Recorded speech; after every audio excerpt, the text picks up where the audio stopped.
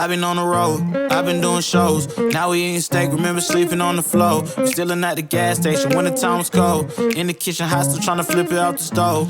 Rockin' fake J's, praying that nobody know. Watch them take my dog away, it was way too hard to stay composed. Fight to see the light of day, all this blood on my clothes. I was tired every day, green light, it's time to go. I don't wanna live life fast or die too young. Die too young. 100 miles per hour, I might crash cause the good die young. Oi, gente, tudo bem?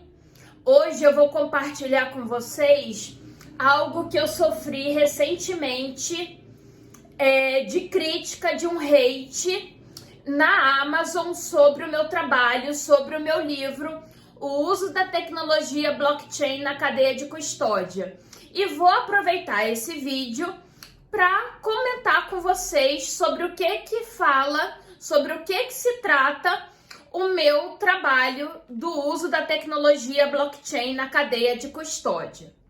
O hate foi o seguinte: Maíra, o seu livro é o pior livro que eu já li na minha vida. Você é uma falsa intelectual, porque no seu livro tem citações de parágrafo em parágrafo, tem citações. Isso te faz uma falsa intelectual. Então, assim, gente, esse tipo de comentário é, no mínimo, ignorante, sabe? O meu livro, ele não é um conto de fadas. Ele tá longe de ser um conto de fadas. Ele não é um romance. Ele não é uma ficção, não é uma historinha para você ler, sabe? De cabo a rabo e chegar num final feliz. Você tá entendendo? E uma fantasia da cabeça, não é? Então, assim como toda escrita científica, ela precisa de comprovação. Comprovação teórica, comprovação científica, com dados, com algum lastro teórico e científico que te dê comprovação do que você está falando. Por isso que tem citações durante o livro, citações sobre as coisas que você fala, menciona no livro. Por isso que tem citações. Se tem citações é porque você fez pesquisa, você fez análise, você buscou referência para comprovar o que você está escrevendo no seu livro. Você não tirou as ideias da sua cabeça. Você tem comprovação, você tem referência, você tem base no que você está falando. Você tá entendendo? É o oposto. É porque justamente você é uma pessoa intelectual que fala as coisas com base, com propriedade, e não que você tira as coisas da sua cabeça para escrever um livro. Sabe? Quem tira as coisas da cabeça para escrever um livro é quem escreve um romance, é quem escreve uma ficção, é quem escreve uma fantasia, entendeu? Quem escreve artigo acadêmico, científico, tem que ter comprovação científica para escrever um livro, entendeu? Tem que ter base técnica e teórica, como é o caso do meu livro. Então, esse é o tipo de hate que não faz sentido nenhum, não faz lógica nenhuma. No meu livro, depois dessa comida de rabo que eu tô dando nessa pessoa que é um hate, sabe? O meu livro, ele traz logo no primeiro capítulo um debate sobre a busca real da verdade, a busca da verdade real, ou seja, essa paranoia que a gente tá buscando uma verdade no processo. E que com base nisso, eu tô abrindo um debate, porque com base nisso, a gente está autorizando as provas ilegais, as provas ilícitas no processo para se condenar alguém. Essa paranoia de, a gente tem que descobrir a verdade do processo, a verdade real no processo, o que é verdade, o que é mentira, é baseado num sistema de crença. Esse tipo de questionamento, de busca por uma verdade, a gente está levando a buscas de fish expedition, de buscas de caça de provas coletivas, ilícitas, ilegais, para se anexar no processo, para se manter uma condenação de alguém. É nesse sentido que eu trago logo no primeiro capítulo do livro.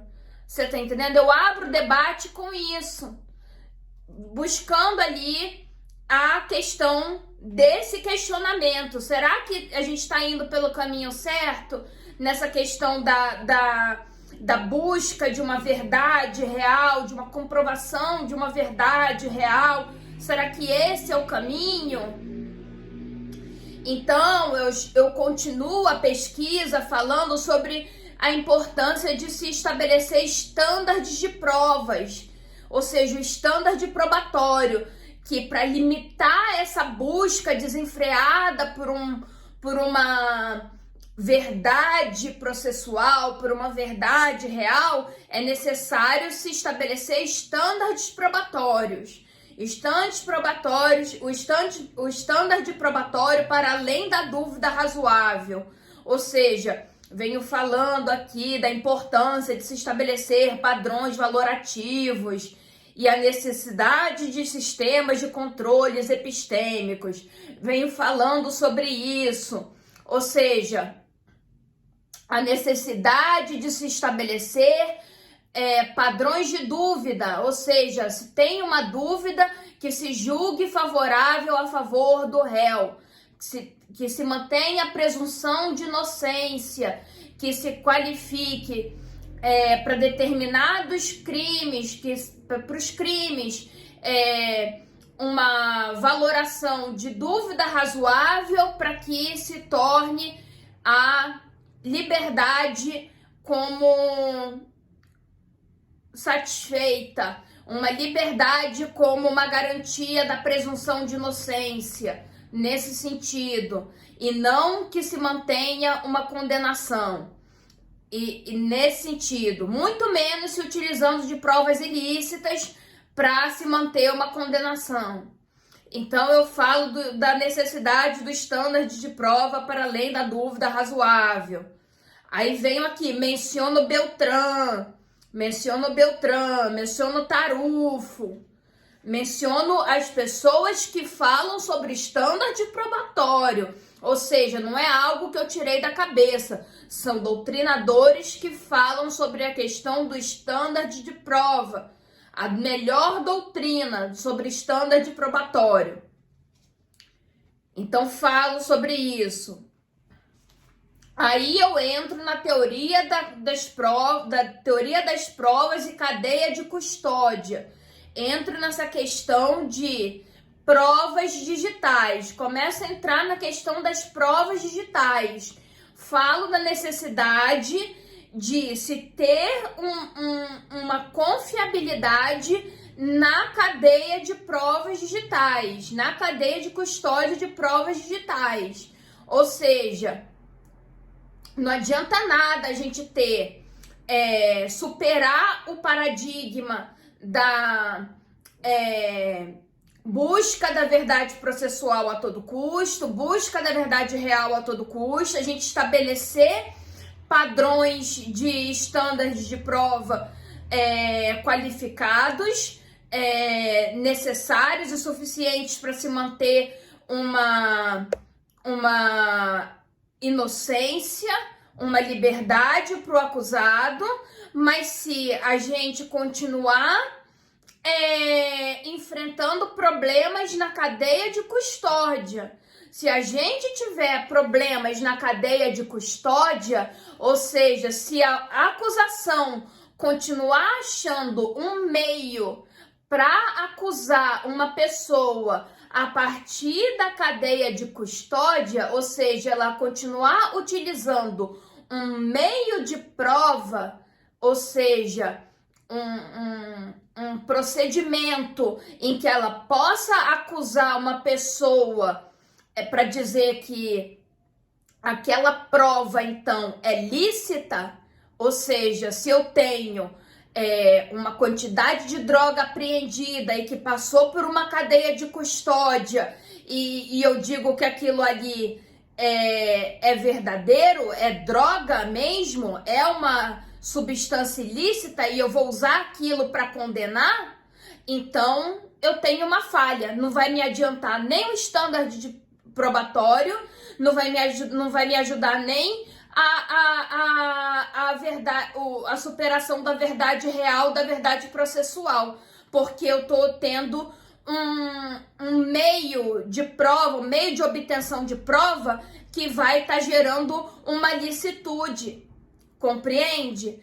Então, se eu tenho uma cadeia de custódia que tá servindo a favor da punição, que está servindo a favor de punir as pessoas, então tá errado, não tá funcionando do mesmo jeito, a acusação tá tendo algo a favor dela do mesmo jeito. A gente precisa desmontar essa cadeia de custódia, ou seja, tem que ter alguma falha na cadeia de custódia, de algum modo.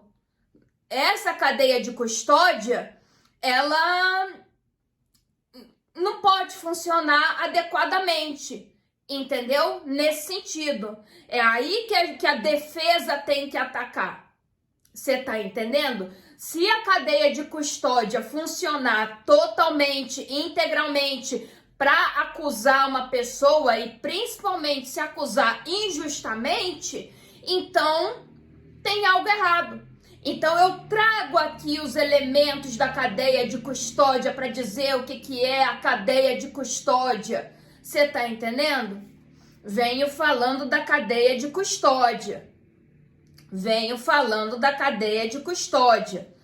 E aí a gente entra na questão do conceito de prova digital.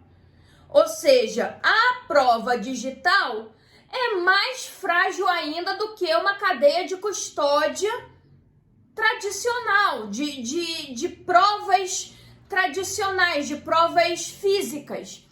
Ela é muito mais volátil, ela é muito mais